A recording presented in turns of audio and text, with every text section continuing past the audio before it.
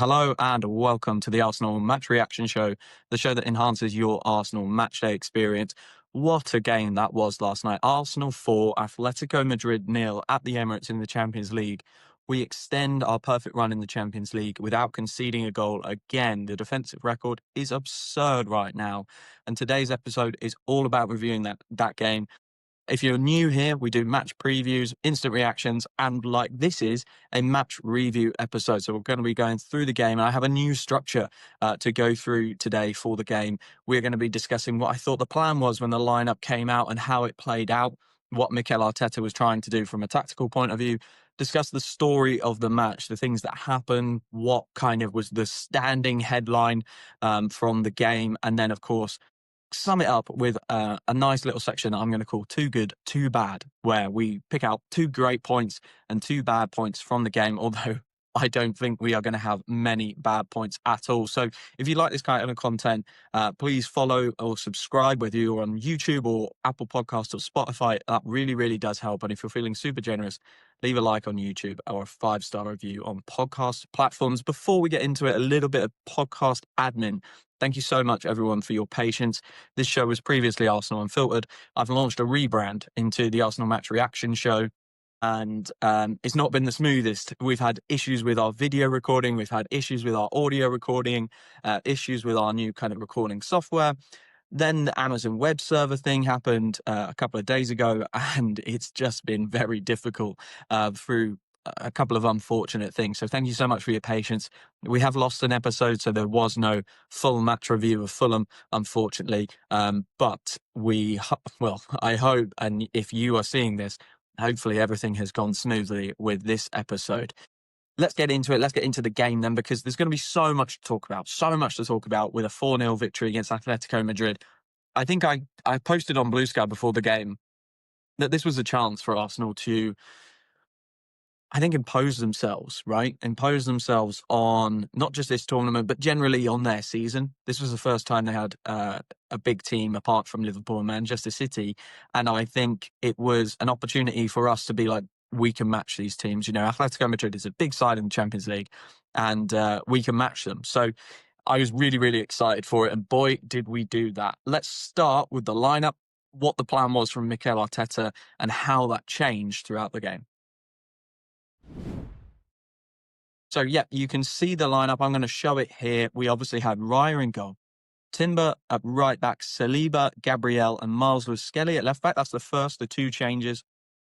We then had a really familiar-looking midfield now of Rice, Zubimendi, and Eze. Saka up front, Saka off the right wing, Gyökeres up front, Martinelli off the left wing. So that's the second change. The whole left-hand side changed, which is really, really interesting. I think, is it managing minutes for Trossard and Calafiori? Maybe, but for me, it's also playing 2 players who really deserve to play. Miles Lewis-Skelly has done nothing wrong, done absolutely nothing wrong. It just so happens that Ricardo Calafiori is in absolutely wonderful form and he has the shirt.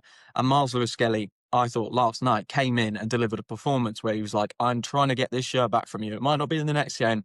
It might not be the game after that. But he showed just how hard the team are working. And I say the team, I probably mean the squad, how hard the squad are working on the training pitch, outside of the games, the stuff that we don't see, to be ready for when they get a chance. I think it's been the same this year with Gabriel Martinelli. He leads us on goals and assists now for this season, joint with Trossard and Gyökeres. Gyökeres has 5 goals after this game. Martinelli and Trossard both have 5 goals and assists. So, it's really, really impressive from Martinelli, because another player who, and I've said it on a previous episode, I'm done with Martinelli. I actually said those words, and I feel like he's been great ever since I said those. So maybe it's credit to me, I don't know, but probably what it is him making me look like a little bit of a mug. But he's just been brilliant. And that finish last night, we'll come on to the goals, but that finish was brilliant. And I thought his general display was really, really impressive. Involved, actually, in 3 goals, Gabriel Martinelli. Might not get the kind of goals and assists for all of them, but he was involved in a lot. So those changes really worked. Miles Lewis-Skelly getting an assist as well. He had a chance early in the first half. But ultimately, we went really strong again. And I think it was respect to Atletico Madrid. We know how good a team they are. Even though they're probably, you look at their lineup nowadays and it's not what it was. Griezmann didn't even start. He's kind of their talisman. Alvarez is probably their best player. And I thought it was interesting how they went with two up top, and it was very clear.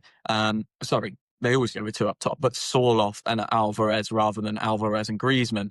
The two up top they went for was really interesting because it was quite clear they were going to try and play on the counter attack, use Sorloth's physicality to match Saliba and Gabriel, or try to match them at least. And yeah, I think we paid a load of respect to them. It was a very, very strong lineup. The plan from Mikel Arteta was pretty clear as soon as we got into the game. We were going to attack that left-hand side. I don't believe Hanko is a natural left back. I think he is kind of a repurposed centre back, if I've got that right. And Saka really, really made him struggle. Like, he got past him with ease multiple times, and in the first half, we just kept getting the ball to Saka, didn't we? We had multiple chances where Saka got down the right-hand side. Timber as well. We had the Timber kind of overlapping, underlapping runs, which were causing Atletico Madrid so much bother, so much bother. And we had lots and lots of good chances. Of course, we had the Eze shot. We had the Rice shot. I think that was in the sort of the fourth minute.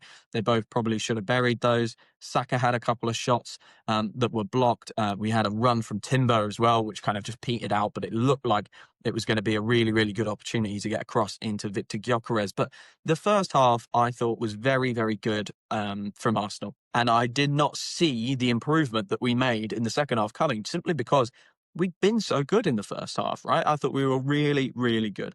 Off the ball, it was probably the neatest press I have seen from an Arsenal team without either Martin Odegaard or Kai Havertz in there. And I think that the plan was simple, right? Stop the counter at source. They did not want to get into a running match with Atletico Madrid because, I guess, because we know how good they are at it. We know how good they are at counter-attacking. Diego Simeone sets his teams up really, really well for that, and they work so hard. There will not be a player in a Diego Simeone squad or team that does not run, does not work really, really hard. And I think we still saw that in the first half yesterday. They still presented us with problems across the game. The David Raya incident in the in the corner was a little bit of our own making, but also a part of Atletico Madrid, hunting every ball down. And there were moments where they had I'm not going to say clear-cut chances. That was probably their biggest chance and the one they should have scored from, kind of our own doing as well. But I felt that they were very well organised still, and we were in a game in that first half. So, like I say, off the ball, we were trying to stop the counters at source. Don't get into a running match with Atletico Madrid. Do not get into that space where they can go at you. And to be fair, I thought the first half plan worked really, really well. And we were just at 0-0 and it just hadn't quite clicked. And I think the second half plan, there was a clear message from Mikel Arteta. Go out there and just take it up 10%. Like, we weren't doing anything wrong, in my opinion. I criticised Arsenal a little bit for the Fulham game where our central progression wasn't great, but I thought Eze was fairly well involved. He had a few good moments. He slipped Miles Lewis-Skelly in for that big, big chance in the first half, which I think was probably our best chance of the first half that he pulled wide. And that was him in zone 14, little touches, making things happen. So Eze did a good job there. He was also present for that one where he took the shot. And I felt that Eze was doing a little bit of a better job progressing the ball centrally, and Martin Zubimendi was making it tick as well. So the second half, I just felt like we were going to go out there and do the same thing, and eventually it would fall our way. Instead, what we did was we went out there, did the same thing, but, with the air of players who recognise we're better than this team. We are way better than them, and we're going to go out there and show it. And for 14 second half minutes, they absolutely tore them apart. And on that note, let's get into the story of the game right here, right now.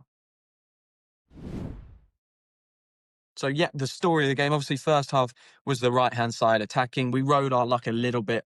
Not only did we have the Raya moment in the corner, we had the shot from Alvarez who hit the bar. And, that was a little bit nervous. And as I was writing notes for the game, when we went to 1-0, what a goal that was, by the way. I wrote out like a little note here of like a potential title that was like Arsenal out battling, out fighting Atletico Madrid, because that's what it felt like. It felt like we were in a really good physical contest with them. Two teams super well organised, had clear plans of what they were trying to do. Both teams threatening and trying to eke a goal out from here or there. but we managed to do it with a set piece, and it felt like, cool, we're kind of on top. And maybe that's how the story of this game is going to be. Maybe it's going to be 1-0, and we're going to just have outbattled them, outworked them, and that's how we get our result. And it would have been a classic Arsenal performance. 14 minutes later, I was writing a very different title because it was an absolutely riotous 14 minutes. We had the fantastic header from Gabriel from Rice's delivery. We had the fantastic goal from Gabriel Martinelli. What a finish, what an assist. And then Gyökeres with his two kind of very simple tap-in goals. But my God, I'm so pleased for him. We'll talk about individual performances later. I just want to highlight a post from Sam Dean. I think he works for the Telegraph, but he's a good Arsenal reporter. And he posted this on Blue Sky. Arsenal haven't unpicked the Atletico defence. They have smashed it to pieces. Better in every department. Bigger, stronger, faster, smarter. Monstrous second half performance. And guys, I don't think anything can sum up the story of this game better than those words, because there wasn't a really cute, refined tactical plan here. This wasn't, we're going to draw them on to us and then we're going to exploit this space and exploit this space. This was a classic Arsenal performance. A classic Arsenal performance where we were good on the ball. Our press was absolutely relentless. We used our best players to kind of try and expose them. And eventually our quality told. And I think the difference in this performance in comparison to some other performances that, we've analysed over the past 12 to 18 months is we just got to the point where our quality told. And I think, we weren't playing, well, we are playing without lots of really high class players, but we had such a good lineup out there. And that, Odegaard's out, well, Eze's in. Havertz is out, well, Gyökeres is in. Don't worry about it. And we just got to the point where we were bigger, we were stronger, we were faster, we were smarter, like Sam Dean says, and we just overpowered them. We blitzed them with our quality, and eventually those individual moments had a chance to show. Whether that's Atletico tiring and then us getting an opportunity, whether it's a set piece broke the game open and all of a sudden, Atletico feel like there's no hope, they lose a bit of concentration. I don't know. It's really difficult to tell. But what you can say for a fact, that is those 4 goals all had really clear moments of quality. And I'm going to go through those goals right now. I know there's so much to go through. I know there's the disallowed goal in the first half. I know there's lots of little flash moments, but I want to go through the goals because I thought it was brilliant. And I want to shout out Martinelli in 3 of them, because this guy, like I said before, we all kind of would have taken some money for him in the summer. I think if we'd got a big enough bid, everyone would have been delighted. But Gabriel Martinelli has shown up this season. He has worked so hard and he is playing brilliantly. The free kick is not a free kick unless he works incredibly hard. And I think probably part of the message from Arteta at halftime was go be a bit more direct, go be a bit more forceful, go impose yourself on this game a little bit more. And this was the first moment that I saw that. Gabriel Martinelli, he would not give that ball up. He ran after it. Kind of bouncing players off of him, winning and getting past players. It was a wonderful moment, and he eventually earned that free kick off Marcus Llorente. No idea why Llorente was complaining about that. So that's Martinelli's contribution to the first goal.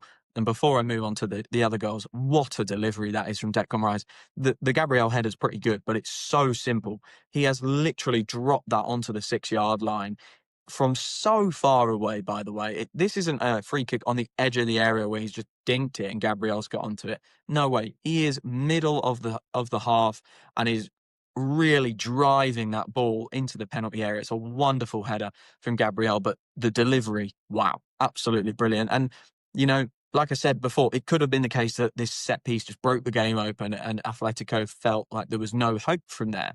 As soon as that goal went in, they were like, well, how are we going to get back into this game because Arsenal's defence is so good? It's very difficult to tell whether that was what happened, but it certainly opened the floodgates. It definitely did, because about kind of 5, 6, 7 minutes later, I think we had the goal of the game. And this is Gabriel Martinelli's goal. And it was so good. So good from 2 players who had come into this starting 11. Like I said, they needed the minutes. They deserved the minutes. They hadn't done, well, in Miles Lewis-Skelly's case, he hadn't done anything wrong. And in Martinelli's case, he'd played really well so far this season. So they deserved their starts. Miles Lewis-Skelly picks the ball up, dodges a couple of men. This is in the centre circle, by the way, and just drives for the goal. And It's so nice. It's so nice to see Arsenal players willing to do that. We've seen it a couple of times with Gyökeres this season. We've seen it a lot with Noni Madueke. We've seen it a couple of times with Martinelli, I think a little bit more, just driving at the goal, willing to take people on, more direct. Let's get there before a team can set their defence. And it's less focus on us making sure that when we win the ball back, our rest defence gets into position, and it's more focus on how can we hurt the opposition. And I'm so happy that that's kind of how we've got there. I think in a previous world, Miles Skelly wins that ball back, dodges a couple of players to retain it, and then just lays it off, and we try and make a couple of passes to get our rest defence set. Not this time. It was win the ball. I can see some space. I'm going for that space. He takes all of the space that he can. It's a wonderful, direct, bold, positive move from a player who he's still a teenager. He is still a teenager, and he's got so much bravery on the ball. It's absolutely unbelievable. A wonderful pass. And then again, we did something quickly. This was again about, can we catch someone off guard? Let's not let the keeper get set. Let's not take a touch and let him get set. Just hit it. And Gabriel Martinelli with a perfect finish. I think Oblak gets the smallest of touches on it, but it's not stopping it. It goes right into the bottom corner. And again, no touches. Just did it. Speed of movement, speed of thought. It really made a big difference in this second half. Not that we were slow in the first half, but there was just that kind of extra 10%. We were 10% quicker. We were 10% more direct. And I felt like it just got us to that point where we did really, really well. And we were 2-0 up in a flash. And you're thinking, cool, we'll probably shut the game down now. Absolutely not. Martinelli's third, not final contribution, but his third major contribution was really, really impactful. He puts the cross in for Eze, and that eventually breaks for Gyökeres. I just want to talk about Martin Zubimendi because, again, this is another player who's been brilliant and probably not got the headlines he deserves. But again, it's another point where we were just more direct. That ball into Martinelli is quite direct, quite early, quite fast. Doesn't allow Atletico Madrid to get set. He just does it. Speed of thought, speed of movement. And I think that really is the story of the second half. We upped our speed of thought. We upped our speed of movement. We upped our speed of action. And all of a sudden, we were 4 goals to the good.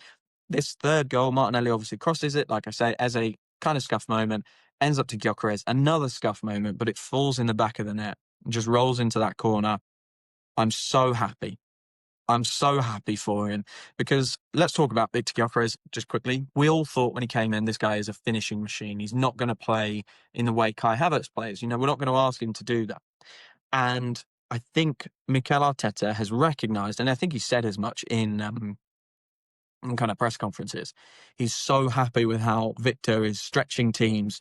And we can see that when we look at the kind of touch maps for Saka and Martinelli and Eze and players like that who are behind Victor Gyökeres. They've got a bit more time. They've got a bit more space because Gyökeres is occupying 2 centre-backs. You can't go and double up on Saka anymore because you've got Victor Gyökeres making brilliant runs all kind of into that final third. Absolutely wonderful. But he has impressed us, I think, with actually his ability to do build-up play. Yeah, his touch is a bit clunky at times, but he's come deep a couple of times and been really useful. He's run defenders really well. He's done a load of different stuff, and he's battled for balls, by the way, better than I think I've seen an Arsenal striker battle for balls for years. So he's done all of those extra bits that maybe we weren't thinking of, but we were thinking of the striker who just gets goals. And he's struggled for goals, hasn't he? I think it was 10 games across, club and country that he hadn't scored for. That's a lot for a player like Victor Gyökeres, who is used to just scoring. It would be very odd for him to not be scoring and to be struggling in front of goal and not getting chances as well. Very odd for him. However, he got them today, and it's a bit lucky. It is a bit lucky. I will absolutely accept that. But hey, I don't care. Like, if that helps him get confidence in front of goal, fantastic. That works for me. And he just kind of scuffed it. He looked like he didn't care about the goal, didn't he? I think afterwards he said in his interview that actually he thought it might have been offside. That's kind of why he didn't celebrate. It wasn't offside, and he broke his duck. And hopefully, I don't think that means, the 2 goals in this game mean he's going to kick on and just, score every game now. I don't think that that's the case. But what it does do is it's got him over his first Arsenal challenge, in my opinion. When he started, he scored pretty early against Leeds and Nottingham Forest, 3 goals. I think it was in like 4 games or something like that. And it was like, okay, cool. That's a good return. He's had that first period of actually things aren't going so well for Victor here. What's going on? And there's been a bit of media attention. He's got over that now. So whether he scores in the next game, the next game, and the next game, I'm not sure that that matters too much. What I think that it matters is he's overcome the first hurdle. Uh, that's great. That's all we need from him. Keep scoring every other game. That will do me. If he scores every other game, or even every one in three, and keeps doing all the other stuff that he's been doing, great. He'll play 60 games and get 20 goals if he scores one in three. Fine by me. He's already on five, so I think he's plenty on pace for it. So yeah, absolutely brilliant. Of course, the fourth goal comes minutes later. It's a wonderful corner again, and Gabby involved again with the header across the goal, very similar to the goal at Fulham. Weird how identical it was. It even came off the same part of Gyökeres as it came off of Trossard, the kind of high knee area, thighing it in. So really, really good. And I thought that 14 minutes that we had was wonderful, and we just that speed of thought, speed of movement really, really changed the game. Atletico Madrid they did look absolutely shell shocked. Oh, that's hard to say. Shell shocked at that point. This is a really good team, guys. Really good team. Diego Simeone sets his teams up very, very well. It was incredibly impressive for Arsenal to do what they did to them, you know. And I thought the first half performance was really quite good. I thought we exploited their left-hand side really well. I thought we stopped them a number of times. We won the ball back really high a lot. For the Eze chance, that was Martinelli winning it back. Timber won it back high once or twice. Zubimendi won it back high to put Saka in. It was a really good first half performance. Second half, it looked like a set of players who just decided, you know what, we're better and we're going to go show the world it. We did everything just that little bit better, and it was a wonderful, wonderful second half. A result that I think will boost confidence in this Arsenal team. I want to just quickly talk about the subs, because Ranieri, Mosquera and Norgard got on for Eze, Zubimendi and Gabby, and then Marina and White came on for Timber and Gyökeres as well. Fantastic that we can manage the minutes of players like Zubimendi, Gabby, Timber and Gyökeres, but also great that Ranieri, Mosquera, Norgard are getting experience, and fantastic to see Ben White back on the pitch. There's been worries, we didn't see him in some training photos maybe a week or so ago now, and everyone was worried that it was another kind of injury problem for Ben White. Doesn't seem to be the case. He's back on the pitch, and hopefully, he can pick up some game time and allow Timber to have a rest, because Timber was absolutely brilliant. Right, let's do too good, too bad.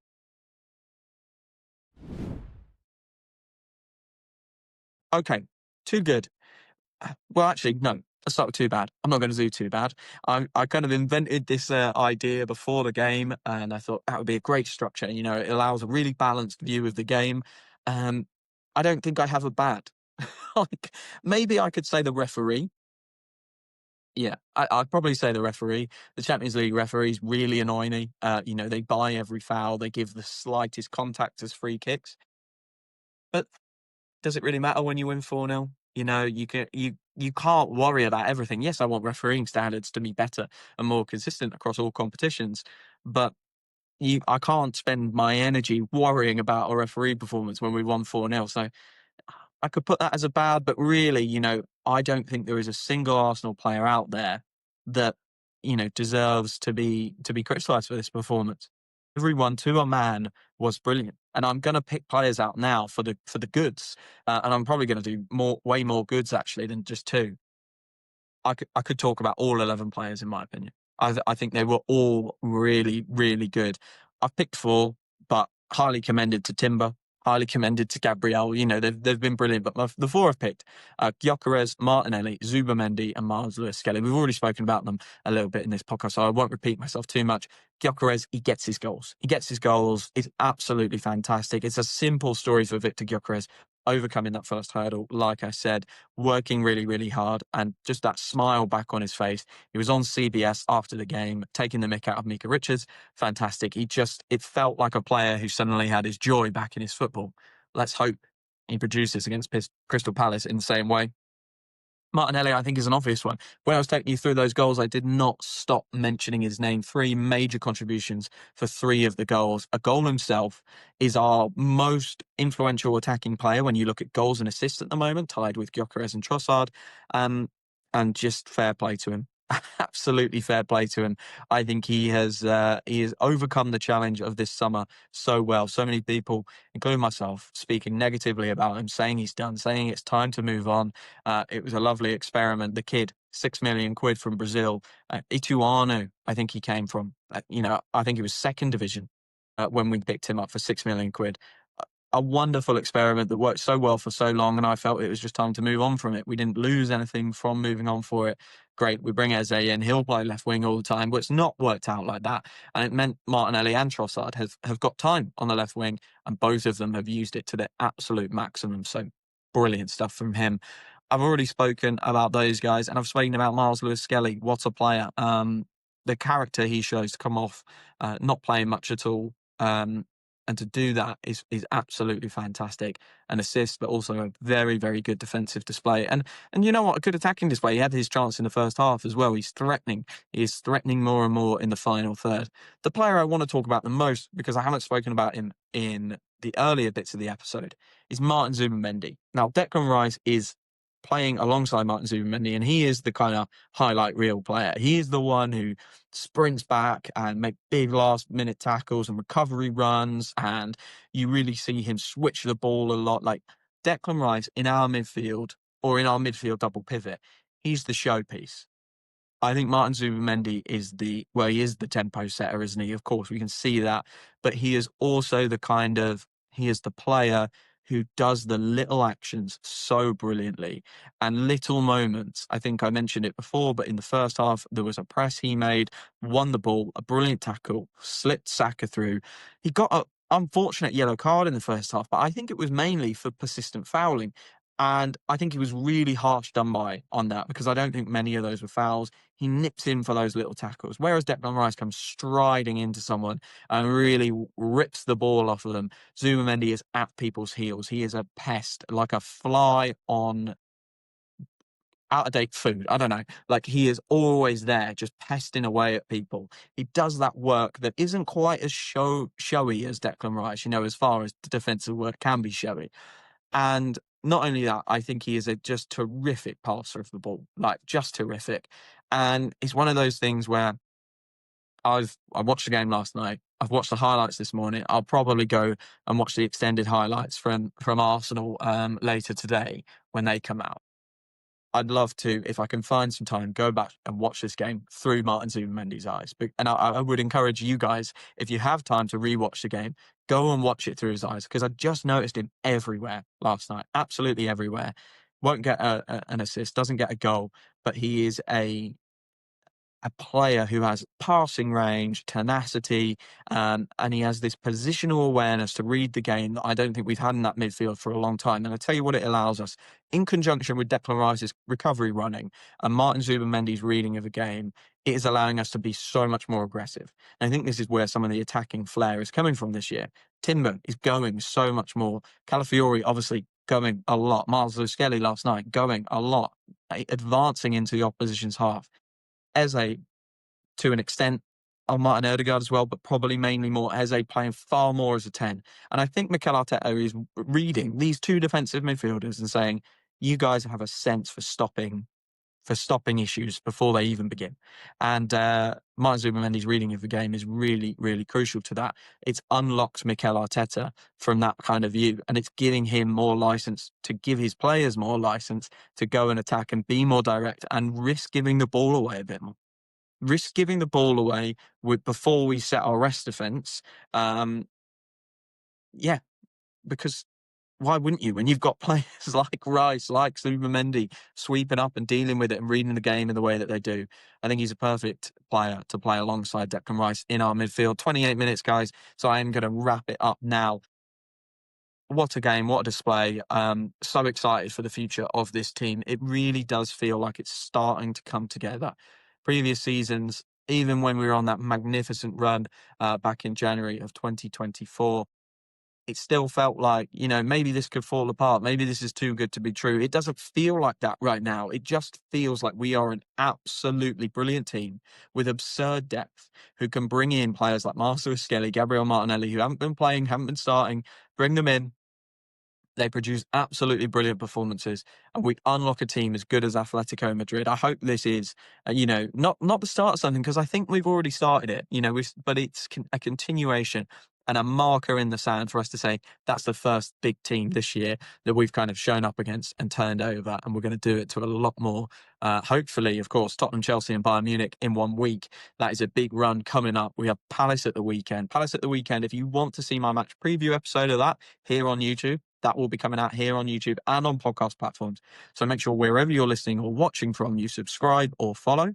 And so there's a preview episode. I'll do an instant reaction to that as well. Those are really fun episodes. Those are episodes all about the feelings and the emotions of the game, less technical, less kind of looking at the individual events and more about kind of just that gut feeling after the match. And then match reviews like this, where we will do this structure again. We will go through what do we think the plan is from a tactical point of view? How did that develop? The story of the game, and then too good, too bad at the end. So if you like this content, if you like the sound of any of that content, like I say, follow and subscribe. And if you're feeling really generous, leave a 5-star review on audio platforms and a like here on YouTube. All that's left to say is thank you so much for following. Thank you for listening. I will speak to you again for the Arsenal versus Crystal Palace preview episode coming up later this week. Thanks so much.